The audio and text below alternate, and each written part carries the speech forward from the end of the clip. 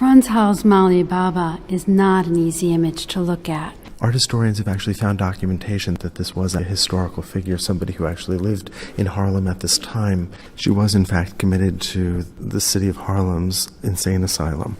The owl comes from a Dutch expression, to be as drunk as an owl, but also a reference to the idea of night, and perhaps also a reference to Malle Babbe's nickname, which referred to her as a witch, and of course the owl a signifier of witchcraft. It's interesting to know, just biographically, that the artist Frans Hals' son was also committed there with her.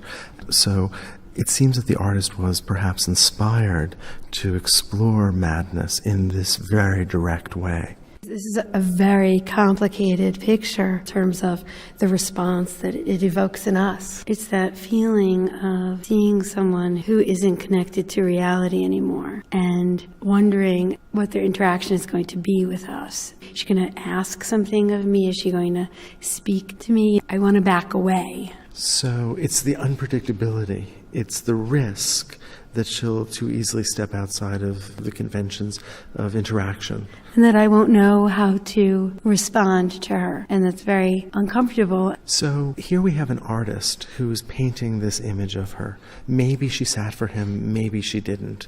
But it's an investigation of her insanity. It's an investigation of the dangers of drink.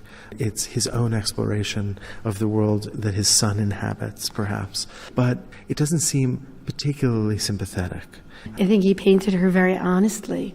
I think that's part of the rapidity of the brushwork, is that it is a caught moment. She appears out of control, and part of the reason for that is Hals' handling of brushwork. You see this incredibly rapid, incredibly gestural brushwork. It seems almost as if it is his signature across the surface. Look, for instance, at the white at the bottom right that seems to be where she ties her apron, or look at the black line that defines the shadow at the end of the ruffle of her collar.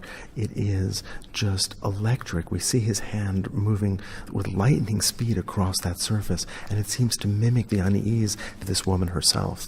I think the brushwork is a perfect metaphor for her state of mind in a way that is really tragic. And we have this moment of laughter, yet what we're looking at is the tragedy of mental illness.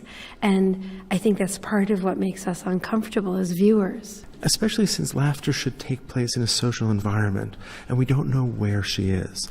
But generally we would hope that she would be in a tavern with others, perhaps a joke had been told and she was responding. But because that other information is not available to us, she's isolated with her own laughter, making this even more uncomfortable.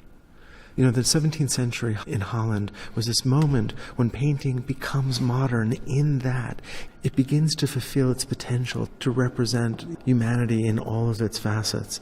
No longer is painting relegated to the religious, no longer is painting relegated to the royal portrait, but there is this attention now to some of the complications that make us human.